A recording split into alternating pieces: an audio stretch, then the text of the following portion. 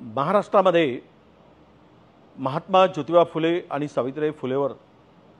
चित्रपट प्रदर्शित झालेला आहे। हा चित्रपट प्रदर्शित झाल्यानंतर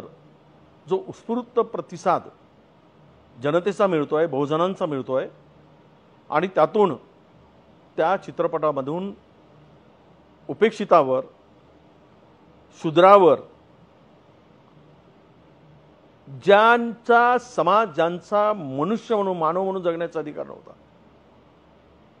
ज्यांना हिनवलं जात होतं, त्यांच्या हक्काची लढाई आणि त्यांना झालेला त्रास, तो झालेला त्यांचं शोषण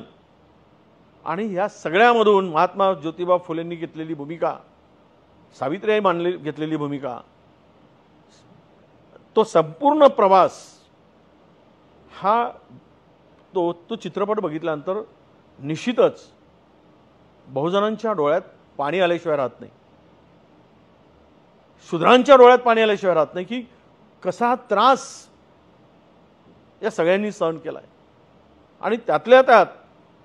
जो माणूस म्हणून जगण्याचा आम्हाला अधिकार होता, तो अधिकार सुद्धा आम्हाला मिळत नव्हता। माणसाला माणसापेक्षाही वाईट वागणूक दिली जात होती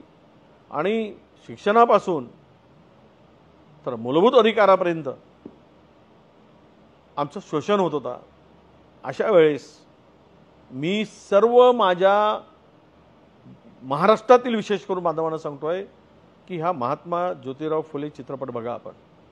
एकदा बघा। आणि त्याबरोबरच राज्य सरकारलाही आमची विनंती आहे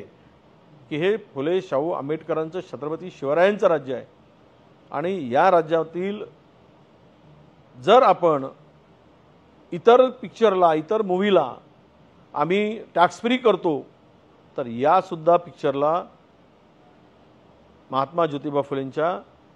आपण टॅक्स फ्री करा आणि इतरांना जसं आपण ज्या पद्धतीनं आपण मदत केली तशीच मदत हे टॅक्स फ्री करून या मूवीला द्यावं, या चित्रपटाला द्यावं,